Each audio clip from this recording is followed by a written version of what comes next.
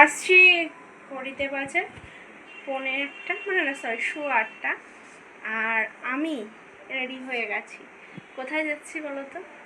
সবই তোমাদেরকে দেখাবো, একটু পরেই দেখতে পাবে। চলো বন্ধু, তবে যাওয়া যাক। কিন্তু আমি একা যাচ্ছি না, আমার সাথে একজন যাচ্ছে। চলো, আমার সাথী, সবাইকে হাই করে দাও। হাই। আমরা এখন কোথায় যাচ্ছি?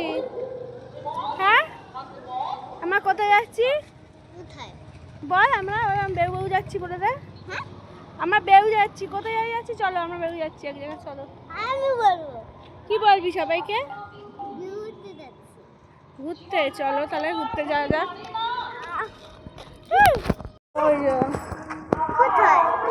এই দেখ কি সুন্দর রাস্তাটা সারিয়েছে দেখেছিস আলো দিয়ে? হ্যাঁ, কি সুন্দর। তো আমি আর অংশুবাবু এখন যাচ্ছি কোথায়? আমরা যাচ্ছি কীর্তন শুনতে, তাই তো?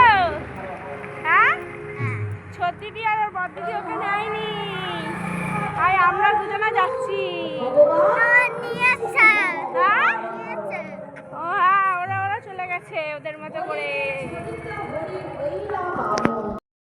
তো তোমাদেরকে বলছি আমি আর অংশুবাবু এখন কোথায় যাচ্ছি। আসলে সামনে শিব মন্দিরে না 3 দিন ধরে দোল উপলক্ষে একটা খুব অনুষ্ঠান হচ্ছে, খুব সুন্দর।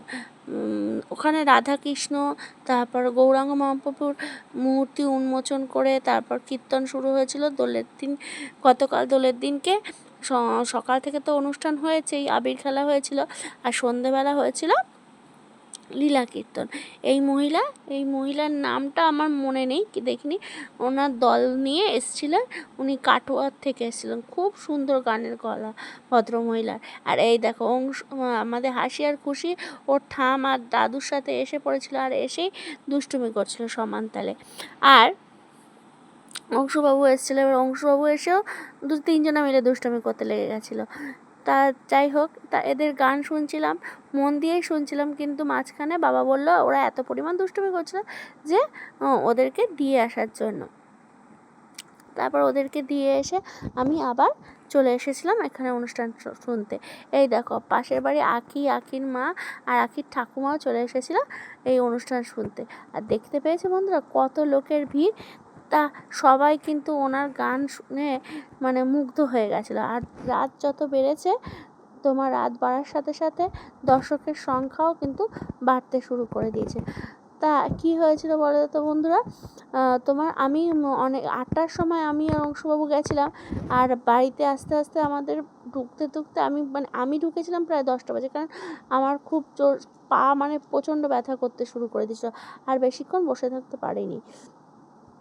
আর এই দেখো সব কত লোক দেখেছো, চেয়ারের মধ্যে বসেছে, আর মাটিতেও তো প্রচুর পরিমাণে বসেছে লোক। আর এই দেখো সেই যে বললাম না যে রাধাকৃষ্ণ মূর্তি উন্মোচন করেছে, আর তার সাথে গৌরাঙ্গ মহাপ্রভুর মূর্তি, এই যে। আর ওই দেখো ওখানে মঠের উপর খুব সুন্দর একটা সন্ধ্যার সাক্ষী হলাম আমি কালকে।